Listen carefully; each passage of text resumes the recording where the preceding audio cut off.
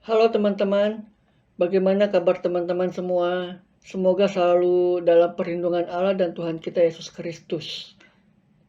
Ada pendapat yang tidak asing lagi kita dengar dari teman-teman kita yang beragama Islam atau Yahudi, katanya Trinitas itu karangan kekristenan. Tetapi sebenarnya, jika dimengerti dengan benar, Perjanjian Lama dan Perjanjian Baru sangat harmonis, serasi, saling mendukung dan tidak bertentangan. Demikian juga konsep tentang Allah di Perjanjian Baru sama dengan di Perjanjian Lama. Karena memang Perjanjian Baru mengungkap satu Allah yang sama dengan di Perjanjian Lama. Demikian juga Allah yang disembah umat Kristen sejak periode penulisan Perjanjian Baru sama dengan Allah yang disembah oleh semua umat Yahudi sepanjang zaman. Bahkan sejak zaman Adam sampai Musa, bahkan sampai hari ini. Perjanjian Lama sangat tegas, hanya ada satu Allah sendirian yang tidak terbagi. Perjanjian Baru juga mengungkap yang sama, yaitu hanya ada satu Allah sendirian yang tidak terbagi. Demikian juga konsep Bapa, Putra, dan Roh Allah sebenarnya sudah dipercaya oleh semua umat Yahudi sebelum era Perjanjian Baru atau sebelum kelahiran Yesus. Konsep ketuhanan Bapa, Putra, dan Roh Allah yang biasa dikenal dengan Trinitas dalam kekristenan sebenarnya kepercayaan monoteisme Yahudi kuno dan banyak bukti untuk mengungkap hal ini, seperti yang saya tampilkan di layar ini.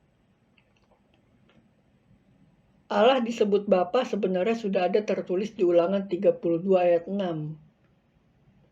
Generasi umat Yahudi selanjutnya juga mempertahankan Sang Bapa adalah Allah yang disembah. Dan bisa kita temukan dalam tulisan apokripa yang sangat sering dikutip para penulis Perjanjian Baru. Juga Philo dan Josephus menggunakannya. Hal yang sama juga berlaku untuk firman Allah adalah Putra Allah.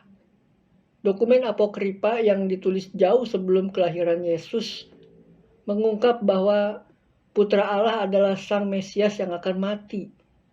Philo juga setuju bahwa Sang Firman adalah Putra Allah yang sulung. Artinya, Sang Firman adalah Allah.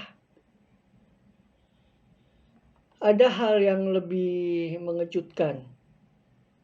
Kita bisa menemukan Trinitas secara nyata dan tidak terbantahkan di buku Yohanes 15 ayat 26 yang mengungkap dengan sangat jelas bahwa Allah yaitu Sang Bapa, juga Yesus yaitu Putra Allah, dan Roh Allah, mereka semua adalah oknum yang berbeda dan dikenal Trinitas dalam kekristenan. Ketiganya adalah satu, sendirian, dan tidak terbagi.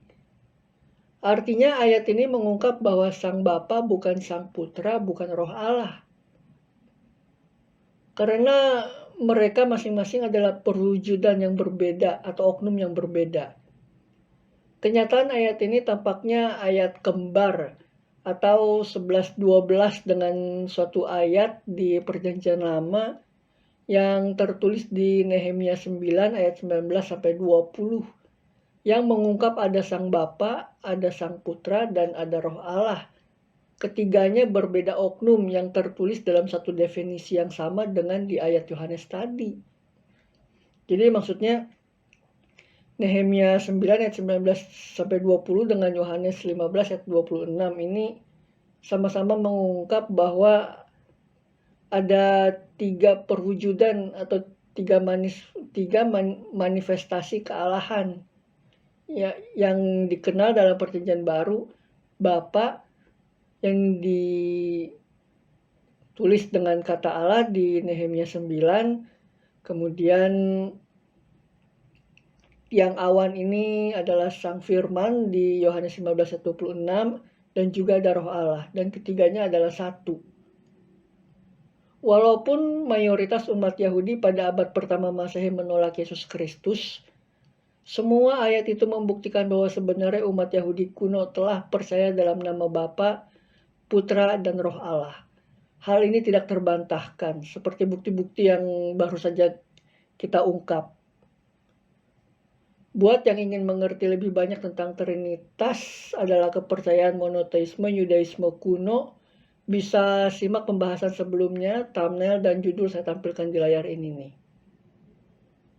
Tuhan Yesus memberkati, nggak boleh ya, karena Tuhan Yesus memberkati itu sebetulnya Ustazah yang tanya, ini dengerin, kalau ada yang bercanda dengan bilang Tuhan Yesus memberkati, itu berasal dari tulisan seorang filosofis Yunani namanya Philo. Sebetulnya isinya bukan Tuhan Yesus memberkati, tapi Zeus memberkati engkau.